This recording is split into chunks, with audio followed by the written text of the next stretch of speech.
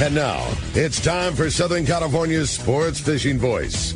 Let's talk hookup. For the next 2 hours, join Pete Gray, Rock Cod Rick Maxa, Corey Sandin, and this week's special expert guest for fishing information, new techniques to catch more fish, and the most current scoop on what's happening in the water.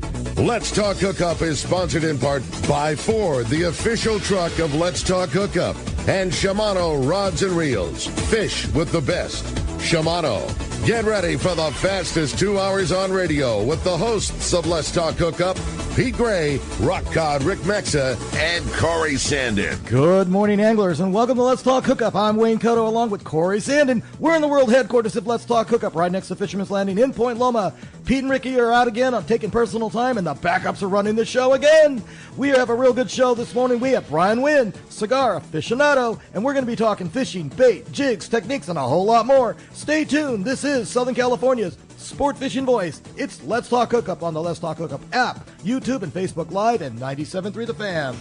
Inside information is everything when it comes to catching fish in Southern California. You need a code group to connect with what's happening on the water. FishDope.com is your code group. Inside information available at your fingertips 7 days a week, 24 hours a day. FishDope.com really does help you catch more fish and burn less fuel. FishDope.com is the only fish finding service with a spotter plane, along with a crew of top anglers on the water almost every day that report actual locations and catches. They become your code group. You get daily catch reports from Point Conception to San Quintin, 365 days a year. FishDope.com has online planning tools, temperature and chlorophyll charts, hot bite icons, and more. Take it from me, if you don't have FishDope.com, you're not part of the in-the-know crowd. Membership is affordable and good for an entire year. Plus, use the special code and save $30 on a new FishDope.com membership. Check it out today. FishDope.com. Catch more fish, burn less fuel. Take a closer look at the Ford F-150. You'll see hard work, a great adventure, and so much more. Inside and out, it's designed for the family, the road trip, and the most demanding job. The 2025 Ford F-150, whether it's gas, hybrid, or the all-electric Lightning, find the truck that will meet your needs. From California's best-selling truck brand, the 2025 Super Duty, the rugged Ford Ranger, and the versatile Ford Maverick, it's time to see Ford in a new light. Visit your San Diego County Ford dealer today to see the great selection across the full truck lineup. A top fleet and superb fishing is what Seaforth Sport Fishing in Mission Bay is all about. With free parking and fully stocked tackle shop, it's no wonder Seaforth Sport Fishing is a favorite among anglers. Come aboard top boats like the Aztec, Cortez, Endeavor, Apollo, Outer Limit, El Gato Dos, Pride, Tribute Pacifica, Pacific Voyager, and the Voyager. Plus, the new Seaforth, Sea-Watch, and San Diego offer the finest half and full day trips available. Seaforth Sport Fishing. For charters or regular open party schedule, check SeaforthLanding.com. Run by fishermen for fishermen in Mission Bay.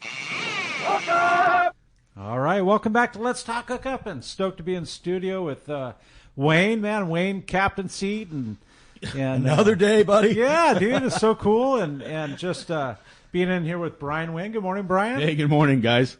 Yeah, Brian, man, your background, right? Promoter, educator, speaker of Medicare and sport fishing and cigars. Yeah. I do a lot. I wear a lot of hats, but this is one of my favorite things that I love talking fishing. I can't talk anything else, well, except maybe Medicare. But I don't talk golf. I can't talk any of that stuff. I'd be lying to everyone if I tried. But fishing, I love. True to the passions in your life. Man. Yeah. We start adding up the kind of, the last time I was here, we start adding up the totals of how long I've known Pete. But now, like, between you guys, that was like way back. I've known Wayne since, I don't know, Wayne. Over 20 years. Yeah. Over 20 years. Yeah. Looks like we're having a little problem with the audio on Facebook, so I'm going to have to reset that one. Are we okay? Go ahead. Gotta love a live show, guys. Dude, totally love it, right? And I think I've known you maybe even longer than 20. I think just about, Yeah. Let's say you and I met when I was working with Shimano, and we just came out with Corrado 300. I mean, that long ago. Long time ago. Yeah, that's when you and I met. So when that thing first came out, gosh, I can't even remember how long that's been. Yeah. It's a blur. But so your travels have taken you, like, I mean, you're like the jigging expert. Well, I always tell people I'm not an expert. I'm experienced. There you go. So not an expert, just experience. And what I offer are my opinions, but they are experienced opinions is what they are. Well, I can tell you this. Whenever you're on, I love listening to you. I appreciate it. You carry an enthusiasm, you have the knowledge, and you love sharing it. I love it. Yeah. It's what I live. It's what I live for. Yeah, it's what I live for. But you're a great bait fisherman. You've got the knowledge of popper fishing. You do it all. You know, I'm not good. I'm not the best at any one thing. Hell, I'm not even good at any one thing. But I can check off most of the things on that list. I mean, I remember when you came out with the slug. Right. Or had that. And remember, we went fishing together on your boat. You know, my mind is always open, and my eyes are always open, my ears are always open. I never close off to anything. I just know that if I can cast and I follow directions, you didn't have to guide me through any of that for any more than 5 minutes. You know, to show me how to rig them, and then we had a great time. So I think adaptability has always been one of my strengths, as well as the fact that I am not, I wasn't born naturally talented, so I had to work 10 times harder than everyone just to get close. Oh no, I think you just love fishing. Period. Yeah, man. I do. So what's your favorite? I mean, tuna fishing probably your. No, believe it or not, my favorite has always been and will continue to be calico bass fishing. Come on, yeah. All right, I love calico bass fishing. I like yellows too. Yeah. So I would say that those would be the two. I do enjoy tuna fishing. I like. I don't know how to put this, but I love it when it's challenging. Right. I love the character building tuna trips, and you really have to angle and you have to really pay attention to what's going on. And I like pushing myself. You know what's something that's really caught my attention in the last few years is that whole jigging thing. Yeah. Like that. Yeah. That gets bites when nothing else seems to like. I mean, there might be a pick of a few fish, but dude, you drop. I mean, I hear the stories and also from you, and it all comes together. Everybody can use bait, but bait isn't always the answer. And what I like about doing artificials, it's a reaction bite for one. It's two, you cover more ground. Yeah. Right? You can work a water column, you can work the depth, you can work, and that reaction bite, it just gets them so excited. It's finding the right tool to get them there. That's always been the trick. So whether or not you're using a swim bait, you're using a hard jig, you go vertical, you go slow pitch, fast, it's finding the one that works. Yeah. Right? That's why we have all these tools in the arsenal. Yeah. And I love that. That to me is why I love fishing. It's that science of trying to figure out what's going to work. Yeah, and that one it does. There's a lot of experimentation that goes on, and there's a lot of downgrading that actually happens. Downgrading line or jig size? Yeah, the whole thing. Yeah. Like, I'll give you an example. I unless the boat tells me, okay, I like to have as many hooks as possible. Believe me, if I can have my jig looking like a hook buffet, I probably would do it. But the thing is obviously if the boats tell you no, then that's fine too. Here's what I will do, or when I say downgrading, I'll have a jig, for example, that has all the hooks on it that you can imagine. And if I'm having a hard time getting bit, I keep on downgrading. I'll remove hooks and keep on doing that because it does affect the presentation of the jigs. So if I have twin assist hooks on the top and twin assist hooks on the bottom, you'll see me sometimes I'll remove the top, or sometimes I will keep on going where I'll go 1 and 1. I'll remove the one on the bottom sometimes and just run one hook on the top. And then we start to work on the line size. Now, it's not maybe as important. You don't have to do this as much at night. But it's that daytime game where you're constantly looking to see how you can affect the presentation. And ideally, we start off as heavy as possible. I like to say we get them with the Metallica first, and then see if we can't work them into the Kenny G at the end. But so a good way to put it. Yeah. So that's those are a lot of the ways that we downgrade. Even on the rods, you take a rod that's rated for a particular line rating. Say a PE 4 to 8 that a PE 6 to 10, which is what we fish a lot at night. Now the 6 to 10, a 300 gram, it'll jig just fine, or it'll activate is what I like to use that word. But you switch it over to a PE 4 to 8, which is the next level down on rod size, and it will activate the 300-gram even better. You see, so that's how we keep on. You keep on, I guess, adapting and downgrading, if you will. I call it downgrading to upgrade. That makes sense. And so that's the way that it goes in the world of jigging. So every little bit makes a difference. Take a look at the slope pitch guys. I mean, for them, it's unheard of to fish of any braid that's heavier than 50 pound, because they're every little bit of drag, anything. And think like about that. Think about that line size. We're talking 50-pound braid, which used to be 10-pound mono size, right? Yeah. Approximately. And they're going down to 20, 30-pound. It's thread. Yeah. Literally thread. Right. And they're saying that affects. But when you're in the slow pitch and you're using such a small jig, you get it, right? Every bit affects the flutter. Now, the question is, not only are you doing the braid, but what are you using for a leader? Is it a long leader, short leader, mono, fluorocarbon? Yeah. All that makes a difference too. Big difference. And so, that's so there is a big difference, of course, as well.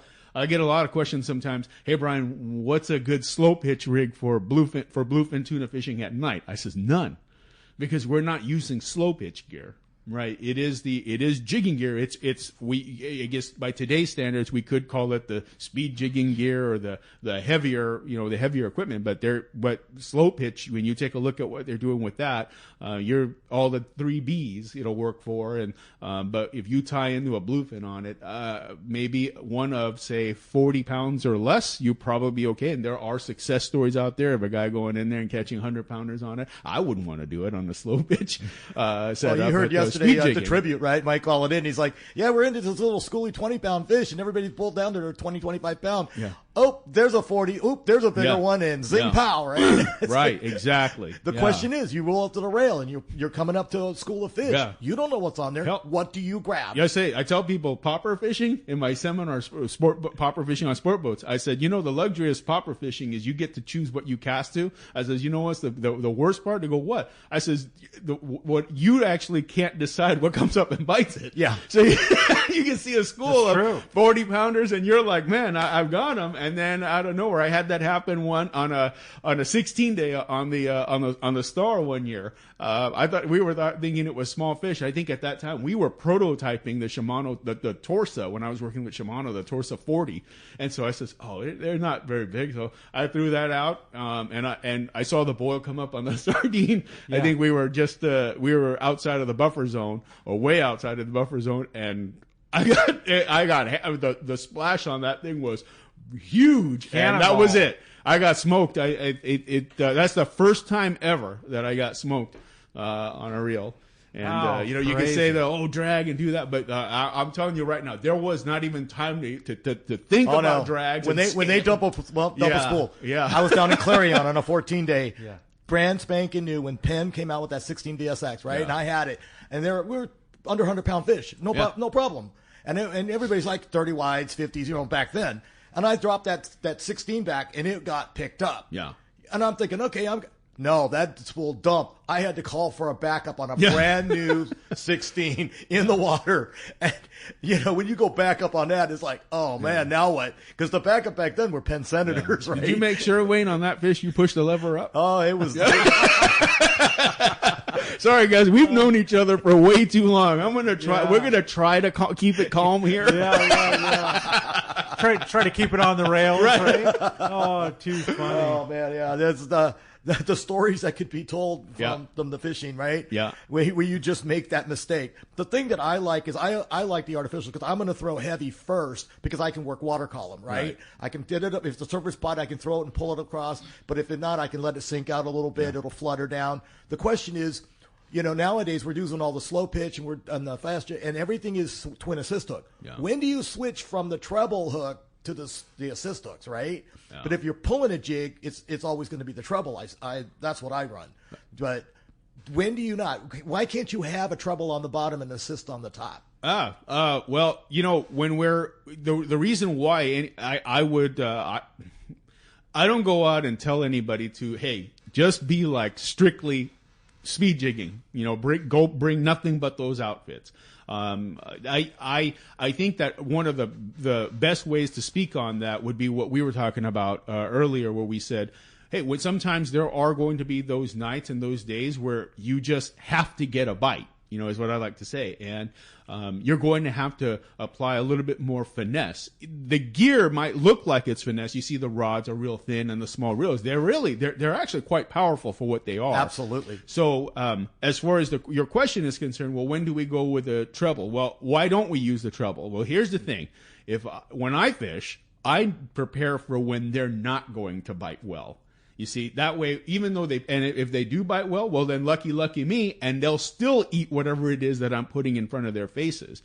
But the treble hook, it does change the action. Now, when we talk about action, there can be people that will they'll call in the day and they'll tell me about eddy bombs. Well, yeah, that's nighttime. And nighttime, the emphasis, in my opinion, is more a timing thing. You select the size and the weight jigs and things like that and the profile, not based on necessarily action, not to say that it doesn't matter, but it's really timing. But that treble hook, you got to kind of think about, you've got this kind of, we're all West Coasters here fishing the iron and, we've got that big old treble hook on the bottom. They're going to sacrifice something. So is there a chance maybe, guys, I understand the reason. There's the one reason that guys like to use the treble hook is because they feel that it does slow the fish's fighting spirit down. But one of the things about the treble hook, about any of the style hooks when we're fishing those vertical jigs, is the reason for the assist hook. And a lot of people don't realize this, but when that jig is sinking, right, and you've got a welded ring, West Coast style, a welded ring with a big old Southern style tuna hook on the bottom or a treble hook. As the jig is sinking, the hook comes swinging up and it pins itself to the jig. Now, we have no bloody clue how those things are biting them, but we just know sometimes you can have, I told you about my buffet of hooks, my dream. Sometimes they'll even miss that. Yes, yes. And so you don't know. We used to think, if you guys recall, I think when this stuff started to go off in like 2016, the thought was that they track them. So they're following them down, and then once they decide to commit, well, now we figured it out that they're down there. And if, depending on their mood that night, or then, it'll tell you whether or not they're biting good or not, or it's going to be a character builder. But when you have that hook that's pinned to the jig, now he opens up, he flares out his gills, he opens up and he swallows the jig.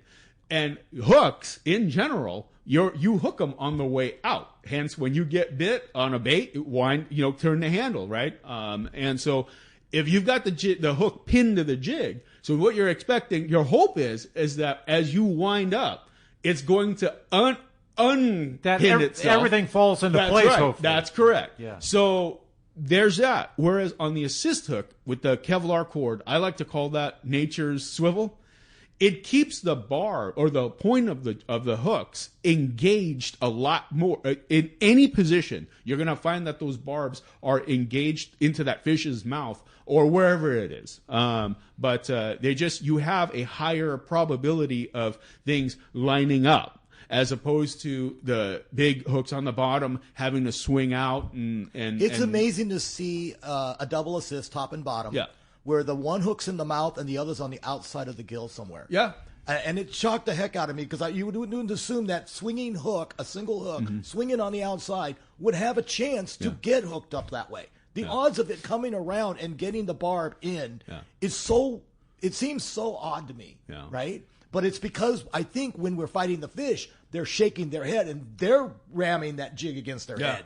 Yeah, right? And it's a secondary. It's a secondary. Yeah, it's not absolutely. the primary hook. Completely, I see it. Right. Yeah, and I've had it where, bottom hooks only, and like I said, guys, I'm like the last one to ever complain. You tell me what to do, and I'm good. But I go with bottom hooks only, and I'm thinking, okay, I'm good. And then what happens? I get bit. I wind up the jig. I got a gash mark on the top. Just go figure, right? Yeah. So technically, right? What do they say? A fish swallows a fish head first. Yeah, they try. I mean, they try. That's school of thought. Yeah. The other side of it is this is just from the sport boat side. If you have to work on the sport boat and you're the guy that's bringing up and having to unhook the fish, and you got those big jigs and you got a hook on the top and the bottom, they don't like it because then you got a swinging hook sometimes. That's right. And on a hot fish, Yeah. and it's dangerous, right? Yep. So they tell you, please only put it either top or bottom. Yeah. From the sport boat guy working on a boat, I understand the safety side of that. Yeah. And I will abide. Right? Exactly. Yep. Hey, we're stoked to have you in studio. Oh, thank you. Good friend. I'm happy to be here. Of ours, good friend of the show. And we're stoked to have you for the next 2 hours, man. And if anybody wants to join us, we're going to be on the fan. We've got Jeff waiting for your call. Hamby can be reached at 833-288-0973. That's the number there to the fan. Jeff's waiting for you. Again, 833-288-0973. I'm sure you've got a question for Brian, whether it's bait fishing, right? Popper fishing, and you even do Medicare, right? I mean, that's your main. Yeah, that's the full-time job. Right. I had to leave the fishing industry after 24 years to grow up and get a real job. Yeah, you actually had to go make some money. That's it, man. Yeah, I had to do that. No, that's the full-time gig, guys, and that's all good. So next 2 hours with Brian Nguyen in studio, and again, the telephone number 833-288-0973, or you can text us via the app. A lot of texts coming in already, and if you do so, make sure you leave your name and telephone number. At the end of the show, Brian's going to flip the prize coin, and one lucky winner is going to have a trip on the San Diego out of Seaforth. And, dude, did you see their fishing yesterday? The counts were nice yesterday. Oh, they got into the bluefin. Right? I mean, all the full-day trips and even the overnight trips and day-and-a-half trips all had. And the quality's coming back up. Yes, it's not always just a schoolie fish anymore. Yeah, right. All had near limits of bluefin tuna, a little sprinkle of yellowfin in there. Yellowfin, yellowtail. Exactly. So it's all good stuff. So somebody's getting that trip on to San Diego, and explain to us the prize package that you've brought, Brian. That's going to go along with it. Yep. So I brought a secondary prize here. I like to, because I do a lot of seminars. I call them workshops. So I do a lot of seminars. Yes. I do my own webinars that I have, as well as one-on-one sessions with folks. So I like to say that I help provide tools to the anglers for their to help them with their on-the-water success. Well, I'm going to give you a bag of tools here. These are custom wrapped, very high quality pliers. I see duck bills in there. Yeah, there's duck bills as well as the side cutters. So you get that set. They're wrapped with paracord, Turk's heads on the ends, and Jose coated. Ortega. Jose Ortega. Yep, you guys can. Cool. Yep, look, if Jose has been in the industry for as long as I have, I think. Right. And so he's doing these custom wrap pliers now. You can find them at Flipside Pliers. I think it's what it's called, Flipside Pliers on Instagram. And then I've got a rod ties that I made that I tied up here as well. So you're getting more tools from the guy who provides anglers tools. How about that? So one lucky winner is going to win that, along with a trip on the San Diego. We're going to be. And by the way, I forgot to tell you, I also have my decals that I'm giving. They are dishwasher safe. Oh, there it is. All right, hey, we're going to be right back on not only 97.3 The Fan, but YouTube, Facebook Live, and that Let's Talk Hookup app. One rod has set the standard for serious saltwater anglers worldwide, and that's CalStar. From the rugged dependability of the West Coast Series, the lightweight strength of the Graphiter, or the performance of the GG Series, all CalStar rods are handmade right here in Southern California of the finest materials and craftsmanship.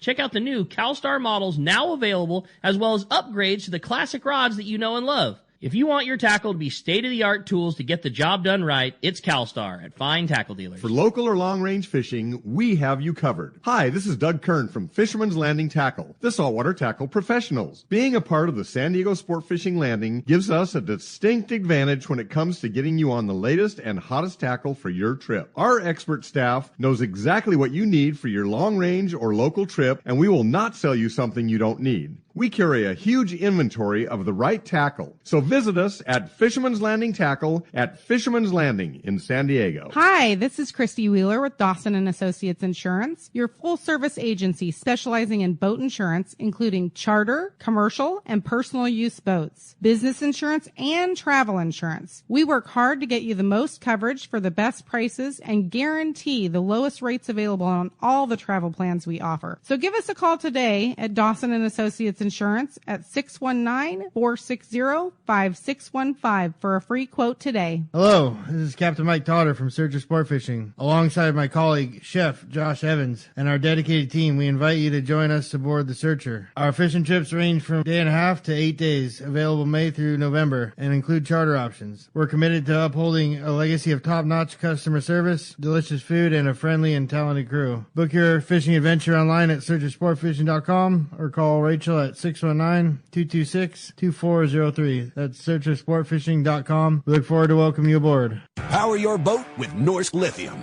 the ultimate choice for marine adventures. Our batteries deliver unmatched starting, trolling, and electronics power, packed with cutting-edge technology like Deep Sleep to eliminate phantom draw. Built with rugged BCI-compliant cases, they're designed to handle the toughest conditions on the water. Stay in control with the Norsk Guardian app. Monitor performance, track battery health, and unlock advanced features right from your phone. Charge with confidence using Evotech onboard and DC-to-DC chargers for fast, efficient, and hassle-free power management. Designed for maximum compatibility, these chargers keep your entire system running at peak performance, so you're always ready for the next trip. With a 10-plus 2-year non-prorated warranty, you can trust your batteries to perform for years to come. Our industry-leading warranty ensures you get the most out of your investment. With dedicated customer support if you ever need it. Upgrade your marine power today. Set up your custom system at NorskLithium.com or visit Trolling Motor Doctor in Lakewood. Norsk Lithium. No matter where the adventure takes you, we've got you powered.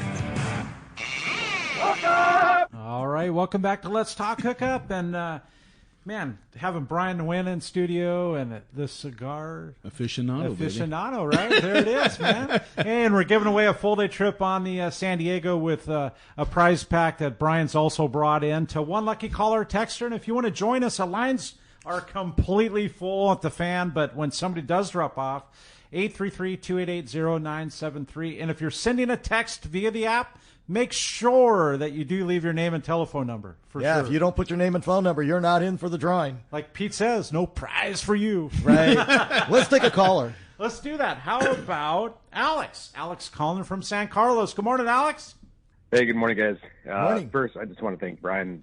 He's been super helpful all the time. I mean, I'll drop him a question on Instagram or give him a call, and he'll help me out with my dad's Medicare and stuff like that. So he's always just really happy to just educate everybody, which is awesome. I appreciate that. Thanks. I do have a quick question. You know, the other day I took out a new spinning speed jigging setup on a full day, and I mean, I didn't skimp on the gear at a Penn Authority 7500, Shimano Type J jigging rod, but there's something about it, like I couldn't really work the jig on the spinning setup the same way I could with the conventional, and I wasn't really sure if it's just because of like the way the reels place versus on a conventional. I don't know if you can give me any feedback on that. Yeah, I think that what's happened is believe it or not, vertical jigging with conventional gear, it's not actually conventional. The guys, when you go back east, you see that they do it they do a lot of it with spinning gear. Even in Asia, too, Even right? in Asia. Yeah. And the spinning gear it's more of a natural rhythm to it. Okay, when you're using when you're using spinning. Is it the amount of line that you're picking up? Or no, it's not that. It's actually the sheer motion of it is one. Number two, the balance of it is different. The weight being on the bottom versus the weight being on the top.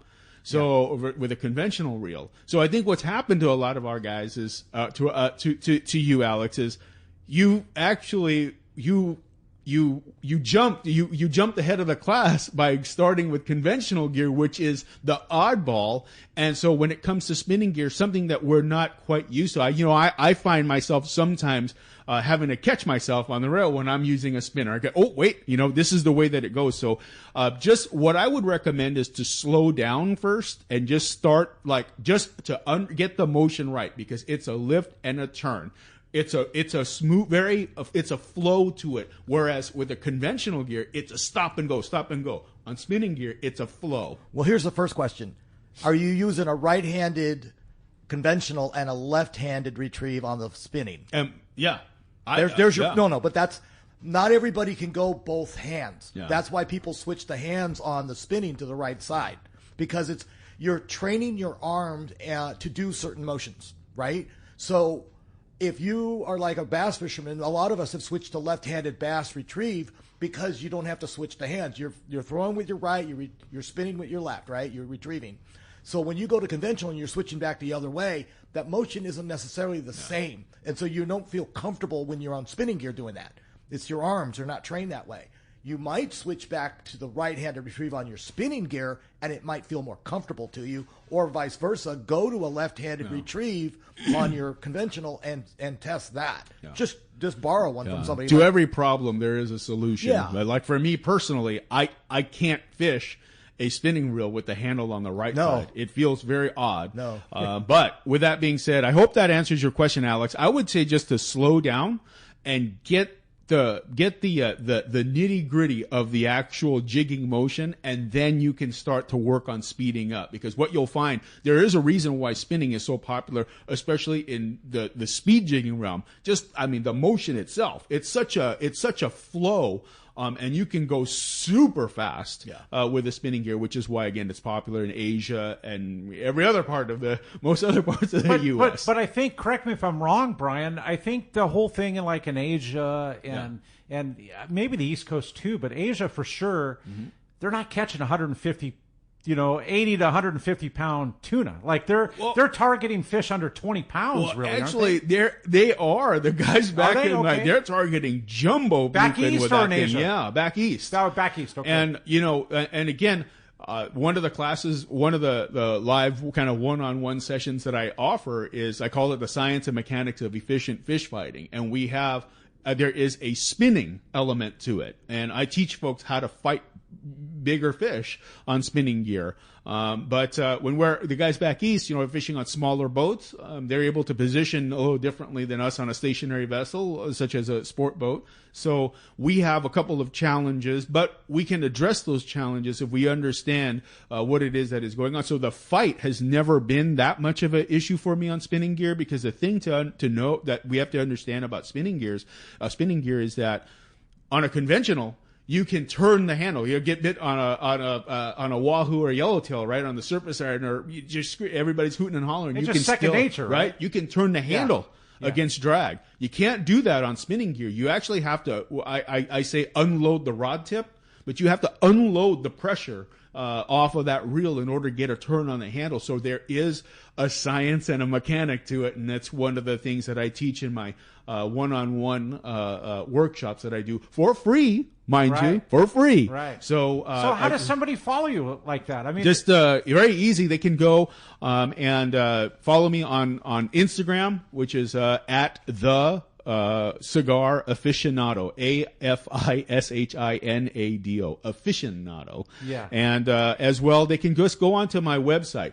I make it super easy, by the way, my website. I even took out the www portion of it. Don't type it in because it don't work. So just go mhlis.com. There are two banners on there. One says Ask Me About Medicare, and the other one says Ask Me About Fishing. Click one of them. I'll gladly answer any of those questions. You're such an awesome guy, Brian. I'm Seriously, trying. I'm going to say that from my heart. I'm trying. Yeah, absolutely. Yeah. Let's take another call. Let's do that. How about Matt? Matt calling from La Mesa. Good morning, Matt. Hey, good morning, guys.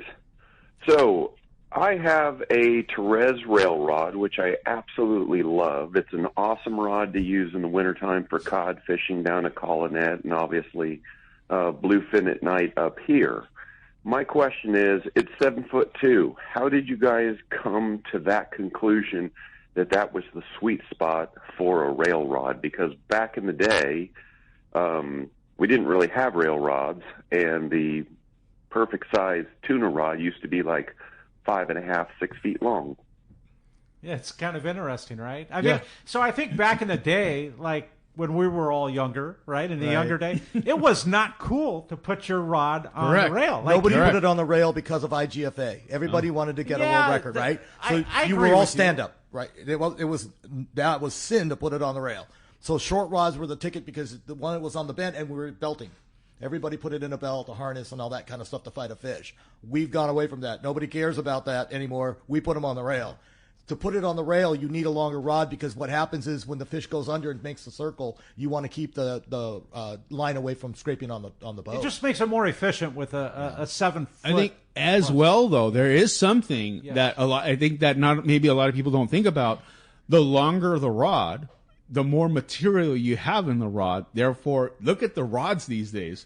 You mentioned the Torres, but you guys had Johnny and from CalStar on last week. The longer, there's more material in them, so the power these days that these rods have.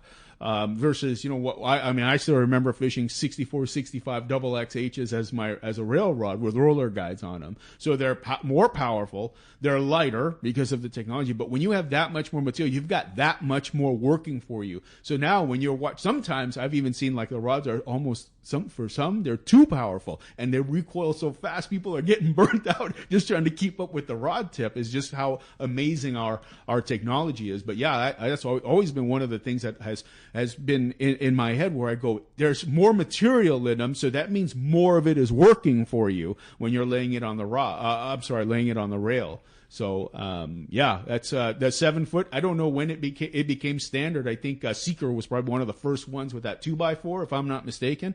And then it kept growing and kept growing again. It started a whole new phase, right? Now there's 7, 8 foot. Gary Tarioka is one. He likes like 8 foot extra heavy, 130 or unlimited rods. And why does that just sound so unfriendly to me? 8 plus. At some point, it's going to be like a seesaw, and you're going to get pulled over the rail and have it too long. I'm not big enough for one of those rods. You mentioned CalStar, and it's so awesome. Like, if you listen to that show, excuse me, you can go back on the archives and listen to that show. Chris is taking CalStar to a place, I'm not going to say where they had never been, but he's taking them beyond where they could have been, right? Yeah. He's open to all the different types and technology, and he's listening to all the people. Boys, man. He's one of us, right? Yeah. I mean, they're on the trips too, and he sees and he hears and he listens and he's willing to try, and that's some great. Of the jigging stuff they're working with too. Yeah, I haven't seen that yet, but one of my fondest memories of Mr. Chris Yamada is on a Clipperton trip, and he holstered up a power drill. And he had arranged to have a socket welded onto the handle of his Trinidad 20, the gold ones at that time. And so he would cast his Wahoo bomb or a Wahoo jig out, and he lets it sink, and he puts the reel in gear, and he'll put that out. And it's so funny. And as soon as he gets bit, you know that noise, right? Like he had an impact hammer. Yep, and then he'd reholster, smooth to reholster, and just turn the handle. Are you kidding me? I'm not kidding you. I wish we had video of that. That would be so funny. Yeah. The beginning of an electric reel. Yeah. And the only people that had that back then were the guys on the boat because they would pull on the kite with it. Yeah. Right? They have the drill up there and they put a bolt on it and stuff. Yeah. But that would be so funny to watch Chris on the rail do that. I can visualize the whole thing. Exactly. I can too. Yeah. Wow. Oh my God. Do you have a texter, Corey? There's so many texts coming in. It's awesome and it's good. And I've got a few of them picked out for sure. And let me get to one here. This one, good morning, Wayne, Corey, and Brian. What a ton of knowledge being thrown out in this morning's show. My question is on tungsten jigs. Yep. Do you put the assist hooks on the top, bottom, or both? And do you go with a heavy 200-pound bite leader or a 100-pound top shot? Thanks, guys. It comes from Mike in San Diego. Good question, Mike. The tungsten jigs, I typically, I like the top hook. Just a single or a twin top hook on them. I think that you get a better hookup ratio on that with just the top hooks on there. And then as far as your question on the bite leaders are concerned, I think that the bite leaders, this is kind of interesting here. Bite leaders, when we use the speed jigging outfits, there is no bite leader. It's straight tied. Okay. But when I talk to people about using their rail rods for bluefin fishing, that's when I will recommend some sort of a bite leader, whatever configuration you want. I do something a little bit different where I use a short wind on leader of the whatever the bite leader I want to use. So say for example, on a rail rod, I will have a 15-foot wind-on leader of 150 or 200 pound on there. I think that the connection, without having all the swivels and things like that, it does affect the presentation. But here, the thing is on the rail rod, because when we get bit on a jigging rod, for example, okay, there is no just turn the handle on it. What happens if you just keep turning the handle, the rods, they go bend, bend, bend, bend, bend, bend, bend, bend, bend. At some point, they'll stop, and then you'll get to bury the hooks into them. But what I recommend is that when you get bit on a jigging rod, if you get bit, you have to keep, it's almost as if you're mechanically jigging them. You just can't stop. As soon as you get bit, just lift the rod and keep turning the handle as fast as you can. Now, the question that I get on that is, when do you stop? I don't know. If he comes to gaff in 10 seconds, just happy, right? When you can't do it anymore. You can't do it anymore. You're happy, but the two Right. deckhands waiting Oh, with no. the gaff. Those fish come to the boat hot. But now, on a rail rod, you've got all that recoil, all this power that's going on. So when you turn the handle, it's actually keeping up. So what happens is that when you you have to almost have the bite leader, because it'll zing that fish. It'll stick that fish almost anywhere now. There's not enough time. It doesn't give the jig or the hook enough time to make its way out into an appropriate area in their mouth. You explain things so well. It's awesome. And, man, we're going to go to break, but when we come back, I want to talk more about it. We're going to be right back, and Let's Talk Hookup, not only on 97.3 The Fan, but on YouTube, Facebook Live, and the Let's Talk Hookup app. Captain Jamie Tennis from Seasoned Sport Fishing here. For the past few seasons, a dart-styled metal jig has come into play in a big way for tuna offshore or even rockfish down deep. AFTCO's crossbreed jig has quickly become the go-to for many since it came onto the market. AFTCO's crossbreed jig is good to go right out of the package with a 4X treble hook, heavy-duty split rings, West Coast colors, and sizes 60 gram to 120 gram. Pick one up today at your local tackle store or learn more on aftco.com. Lobster season is here, and success starts with the right gear. And no one does it better than Promar. Based in SoCal, Promar's Ambush Series hoop nets and accessories are trusted by the most dedicated lobster fishermen on the coast. If you're a serious lobster fisherman or a beginner, Promar makes the gear and shares the information you need to be successful on the water. Promar, the name behind more lobster limits than any other. Visit PromarIE.com to gear up today.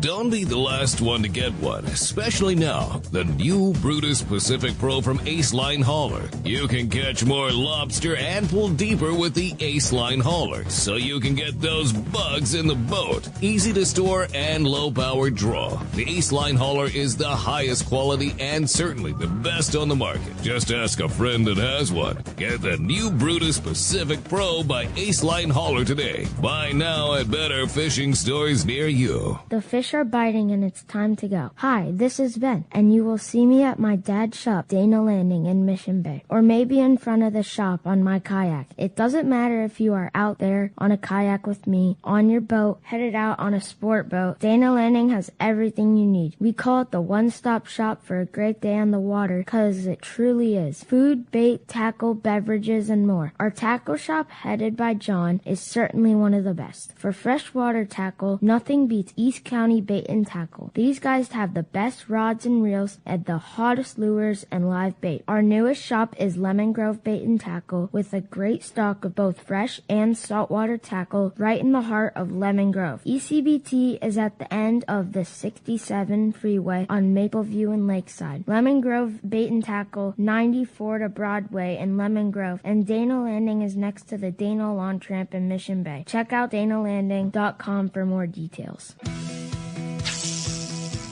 The reels that Southern California anglers have been waiting for are here. Shimano is proud to introduce the all-new Talica 40A and 50A reels. The Talica series is Shimano's flagship 2-speed lever drag reel. It sits at the very pinnacle of the offshore world. Shimano has increased the fishability of the larger Talica models by reducing rotational resistance at high drag and improving durability in critical positions within the reel.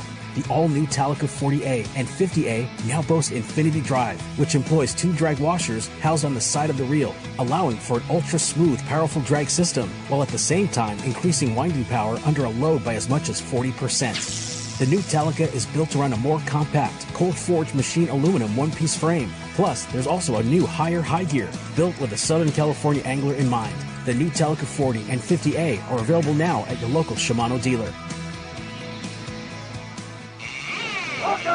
accept it. All right, welcome back to Let's Talk Hookup, and just so stoked to be in here with Brian. Good guy, good all-around guy, shares the information, does it all, and so much knowledge. Pretty amazing, man. I mean, we were just talking about... And he's kind of a nice guy, too, you know? Right, kind of, right? But we were talking about live bait fishing, and, I mean, it's something that, as a sport fisherman, has to be in your arsenal, right? I mean, that's... Yeah, you know, I'm going to tell you, the smallest section at a tackle shop is the most important, the hooks. And you say the smallest, right? Because I've been to some walls that aren't the smallest. Right, but you could fit live bait hooks in one area, a 3x3, right? But the rest is lures and things like that, right? Yeah, and you know, but all the glitter. I say the joke I make: the smallest area in the shop is by far the most important. Come on, it's shiny and it's candy, right? And not everybody can like pendulum cast a bait.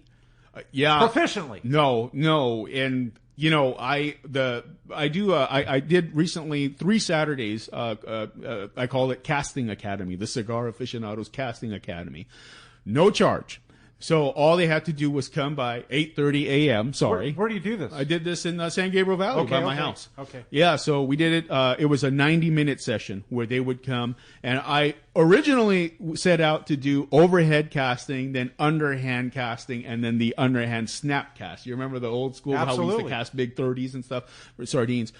What I found is that the overhead pendular cast takes up a lot of that time. So maybe the next ones I'll just do overhead. But my point is that I offered this. It's a 90-minute session. And what I am most proud of is that when the students come, we do 6 at a time only. I know I would love to do more, but you know, to be fair to everyone, I can't teach 12, 20 people at a time, but the 6, that's already pushing it, but I can spend the time needed with them. And when we are done, the 90 minutes is up, I have a little casting nubbin that I have made. It weighs about 14 to 15 grams. So think about this for a minute. A sardine weighs anywhere from 40 to 70. An anchovy is 1.4 to 4. Yes, I'm a nerd. You got it all figured out. Man. So, but this guy here is lighter than a sardine, and it's heavier than an anchovy, and it doesn't break windows. And I have the guys go out, and that's what we have tied on. Yesterday, I had one of my students go, "This is way too light. This is probably not going to happen." By the end, it's like, here we go. Whatever he brought, I told them to bring their 25 and 30 pound outfits, and some of them, they're dead set on using their 40 and 50 pounds. So whatever, I'm not gonna say anything. They come out and we have them casting, and they start to understand the pendular cast and why it's so important.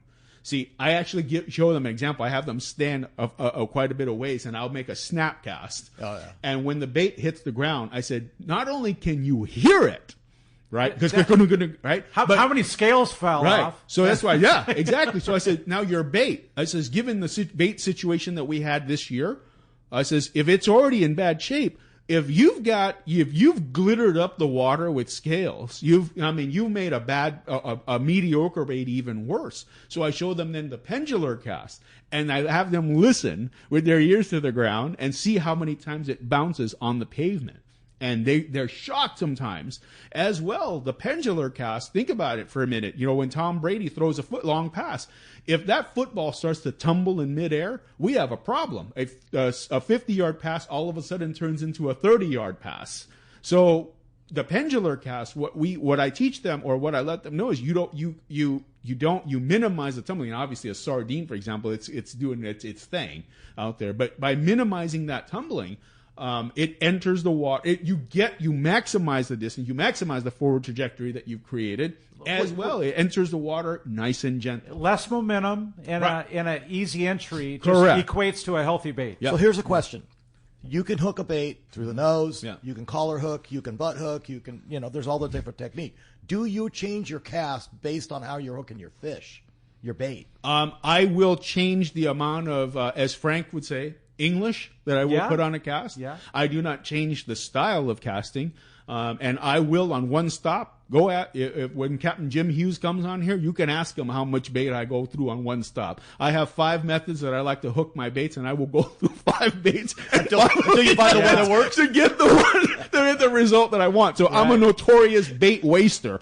But with that being said, no, I change the amount of English that I will put on the cast, but it is going to be a pendular cast, or it's going to be an underhand cast, not an underhand lob or an underhand drop. That's what I think a lot of people lose sight of, Brian, is they want to get that long cast.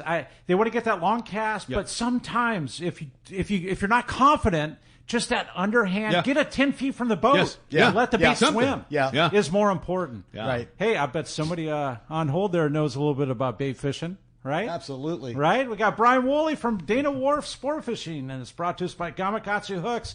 And if you like to fish for tuna and you're not using Gamakatsu Hooks, you're missing the bites. Their 720 heavy-duty assist hook is the one for the nighttime jigging. For bait fishing, nothing beats the Nautilus circle hook. They come in sizes as small as a number 4 and all the way up to a 6/0. And for big fish, a Nautilus HD is tough enough but not oversized. See your local dealer or check gamakatsu.com. And good morning, Mr. Brian Woolley. How are you? Hey, good morning, guys. Morning, Brian. Good morning. Good stuff in there. Yeah, having Good fun. morning. Hey, no better place to learn how to properly cast a bait than, a small anchovy on a half-day boat. We tell our guys all the time, master it here, so when you're spending money on a longer trip or something, you're confident, you're comfortable, and you can hit the ground running on those longer trips. Absolutely true. Absolutely true, So man. You for guys us- back into the kelp, Yep. and man, you throw an anchovy after anchovy. Oh. It's a blast. It's fun, and you do Granted, learn. it's it's on lighter line, so maybe it's a little easier, but, bring something that you're going to be using on that trip, and, no one's going to shame you for getting it, mastered for sure on one of those trips, no doubt about it. But for us up here, solid week of local action. Our water 71-ish was probably standard for a better part of the week. Our half anglers saw some really good sand bass action over the hard bottom spots. Rubber lures, reverse dropper loops, those were like the perfect scenario for those guys. I'd say half ounce to maybe 1 ounce on the lead heads on the swim baits and whatnot. Got that lure mid-water where those sand bass have been hanging out. So there's continued to be some halibut in the mix there as well for the guys at the bottom with the live baits. Those fish, the halibut fish, anywhere from like 5 pounds, just kind of legal fish, to the Current had one the other day that was just over 25 in some shallow zones there. So that halibut's been relevant this whole summer, which has kind of been crazy, but that's definitely been in the mix. The calico bass fishing and the kelp has continued to be really current dependent. Our live bait, like I just said, has been some real nice anchovies. So the fly line fishing has been really fun. Small sliding egg sinkers, 1/8 ounce up to maybe 1/4 ounce, perfect to help get that little extra distance. The guys fishing the rubber lures and the hard baits like the Lucky Crafts, those X-Rap, Rapalas, SP minnows have all been super effective this week as well. I'll tell you the standout lure this week, or multiple lures, was the Alabama rig, the A-rig, man, has just been lights out this week for the guys fishing those on a little bit heavier monofilament or on some braid. So like every cast on the calico bass on those things has been really fun. And then some days we've had some nice bonito in the mix as well, biting the live baits and the small metal jigs like the snipers and something similar to that. Twilight fishing has been good too. Same mixed bass fishing with some nice sheephead and a halibut or two as well. And then finally, to wrap it up, the Furies had some great fishing out of Clemente and offshore on some of his 2-day trips this week.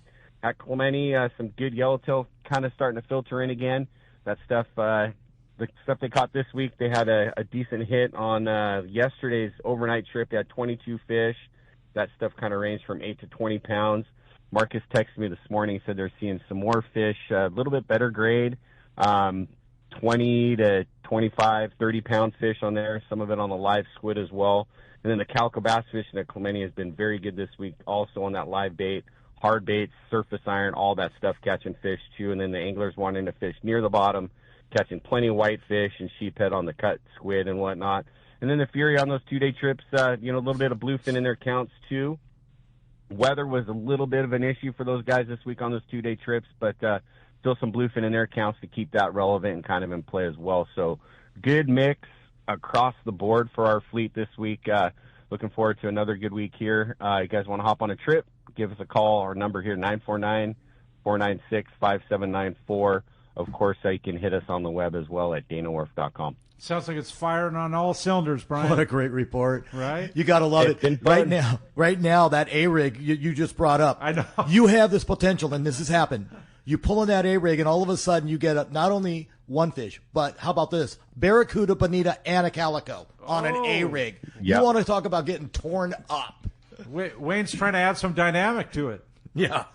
Wasn't a fun We had some one. of that happen this week, yeah. Nice mix, So multiple crazy. bass on it, maybe a bonita in the mix on the A-rig, yeah. And it's been fun, something different and something cool for the guys to try. So, Oh. anyways, that's our report. We'll have another one for you next week, guys. Awesome. Well, good stuff, Brian. Appreciate you calling, and look forward to seeing you at Dana Wharf Sport Fishing. Talk to you next week. Cool. Okay, have a great week, guys. See ya. Thanks. All right. You want to take a caller? Yeah, take a caller. Let's do it. How about Robert? Robert calling from Canyon Country. Good morning, Robert. Good morning, guys. Great show as always. I'm going to go off topic a little bit, but with lobster season starting, where can we get information about different harbors? I know, certain ones will let you fish on the inside. Certain harbors, you got to be on the outside. You got to be a certain distance from the break wall. Where can we get that information? Well, we had obviously Eric Cord on here yesterday talking all And Craig about Schumann. it.